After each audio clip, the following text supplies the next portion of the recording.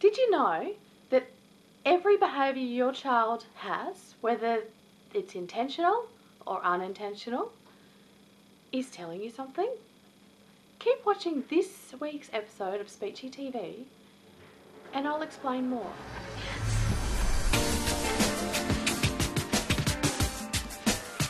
Hi, welcome to this week's episode of Speechy TV.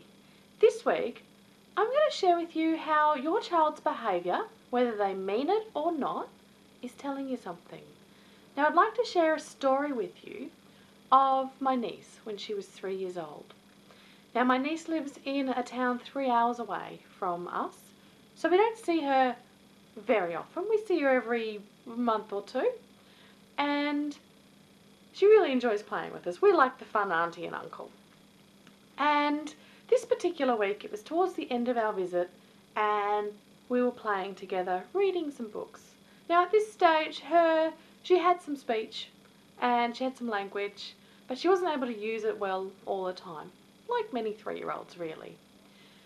This particular day, we're sitting and playing nicely, and my husband announces, "It's time to go. We're off, it's time to go."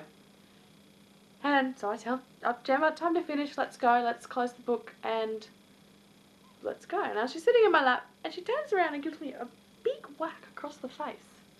Now I was absolutely stunned. This was something that she didn't normally do. It was completely out of the blue, or so I thought. And what do you think my first reaction was? "Yep, why did you do that?" was my first reaction. I yelled at her. And she responded by giving me another big whack across the face. I was quite taken aback at this point. But I stopped for a moment before I shouted at her a second time. And I ran through what had just happened. We were playing really nicely when I suddenly announced, "It's time to go and I'm not going to see you for a long time." And we weren't really finished our game either. So, what I did there was I took the behaviour that she was showing and I gave her the words that went with the behaviour. And I asked her, "Are you mad at me because I have to go?" And she nodded her head. "Ah, okay."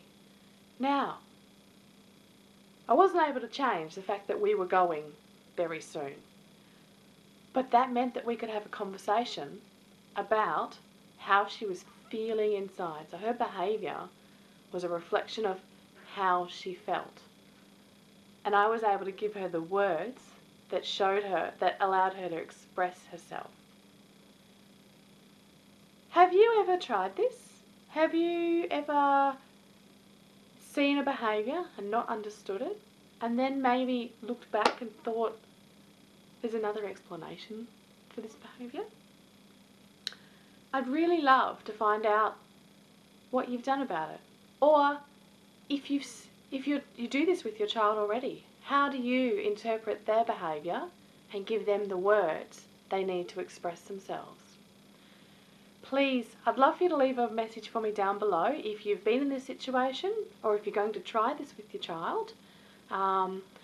And I know that our other watchers, our other viewers, really enjoy reading comments. So be brave and leave the first one if there isn't any. And come and join the conversation if other people have already left comments. Because I know people learn as much from your comments as they do from watching this video. I'm going to come and join in on the conversation as well. And I really look forward to having a discussion about how interpreting your child's behaviour can make a difference. Till next week. I'll see you later.